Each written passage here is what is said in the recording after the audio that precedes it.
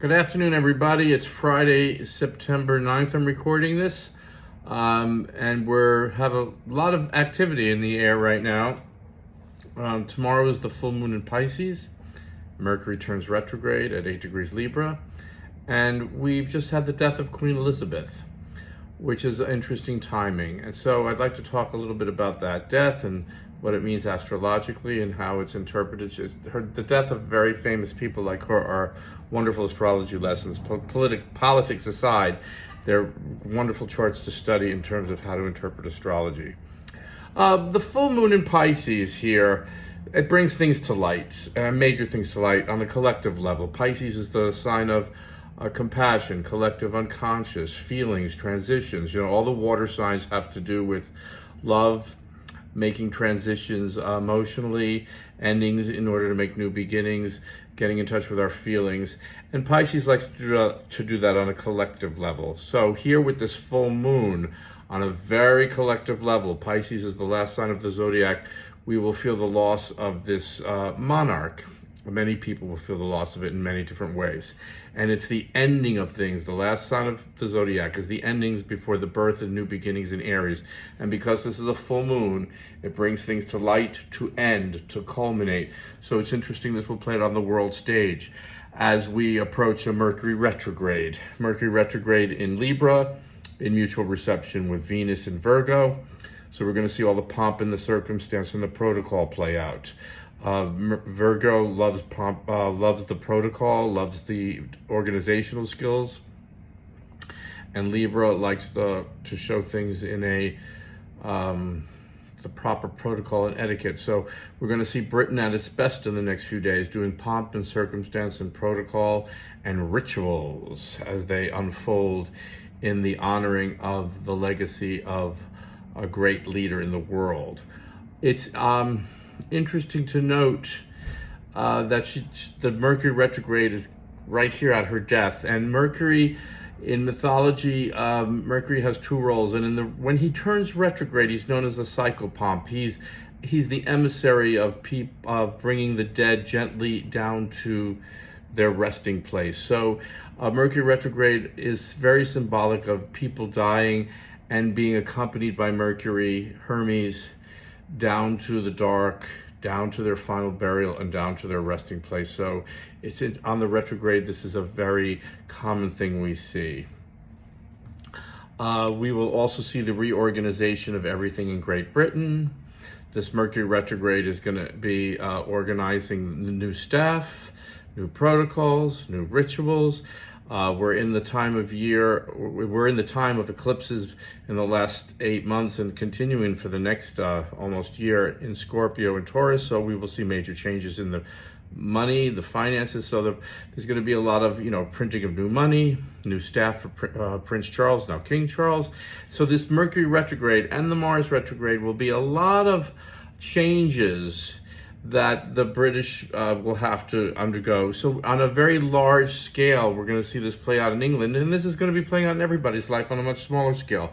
But when you see major things like this happening in the world, you see the astrology in action, because here this Mercury retrograde will be very, very, very powerful in reorganization, realigning, recommunicating, getting a lot of paperwork, new staff, new titles, new Twitter accounts. You're already hearing this in the news. It's very, very important. It's also interesting to note that Queen Elizabeth died the day after the birth of Queen Elizabeth I. Queen Elizabeth I was born on September 7th. Queen Elizabeth died on September 8th. Interesting that she died in the Virgo time of year. So we're going to see the sun in Virgo for the next 10 days or more. And we're going to shine the light on England's very wonderful way of showing service to their queen and her life of service. She always talked about her life of service. So it's interesting that she's died during the Virgo time of year. And there's going to be a spotlight on that. And the Virgo time of year here will show, again, I'm repeating what I just said about England doing what they do best in terms of the pomp and the circumstances and the ritual and the protocol and the pageantry, and bring out all their organizational skills. And, you know, behind the scenes, that Mercury retrograde will be preparing for the changes in the power. You know, as I said, the staff. King Charles will have a new administration. Everybody's name is changing. Everybody's titles are changing. The Mercury retrograde, all the news, all the media. It's going to cover the past, go back to the past. It's very, very interesting how this will all play out.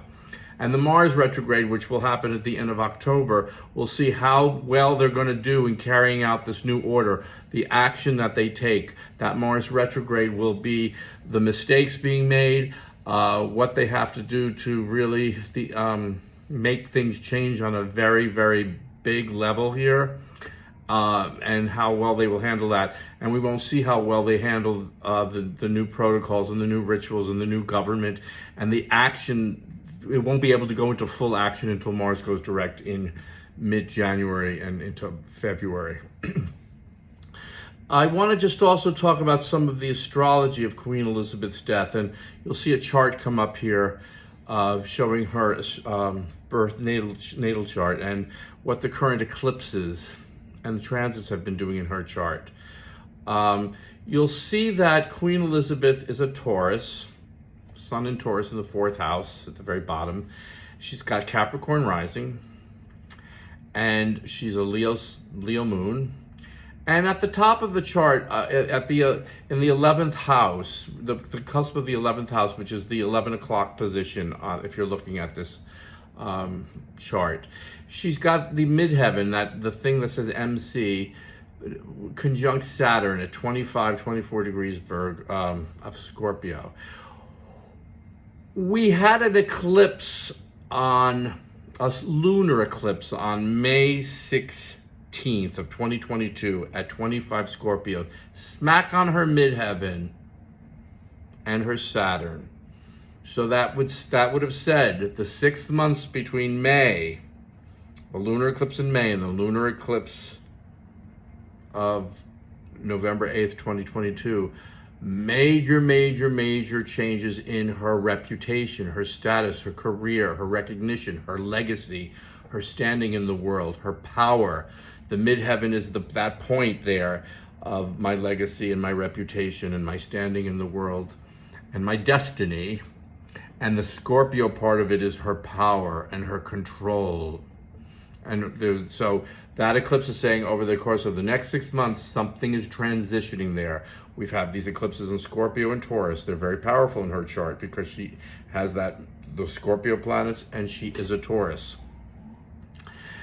So she dies on September 8th.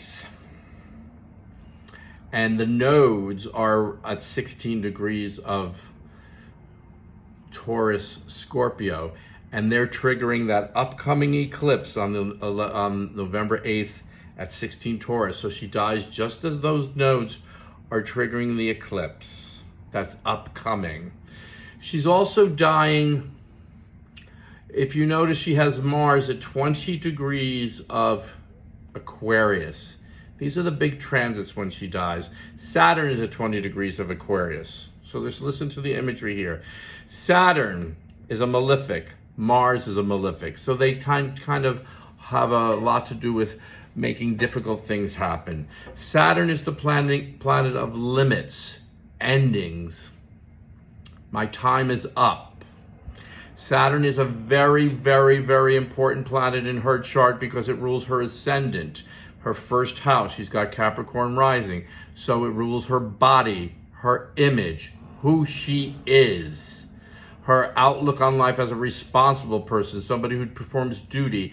The Saturn, which rules that ascendant of her body, her physical being, sits up at the midheaven at the top of the chart. So her whole life is devoted to her legacy, her service, to her responsibility, to power, to leadership, to her career, it sits way up in that top of the chart.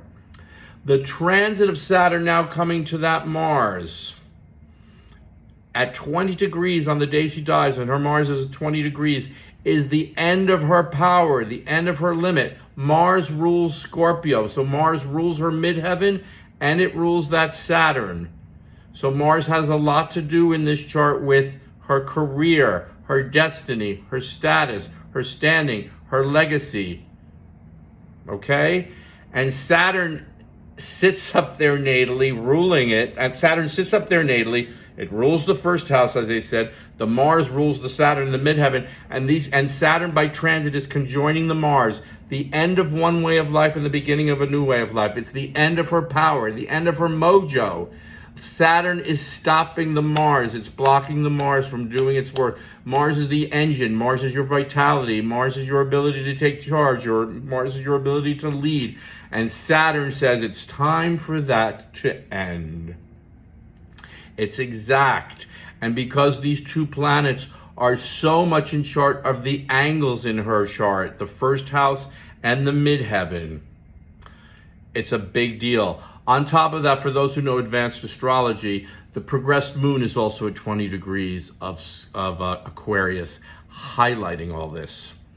The progressed moon acts like a flashlight, like a yellow magic marker highlighter, and it's right at 20 degrees.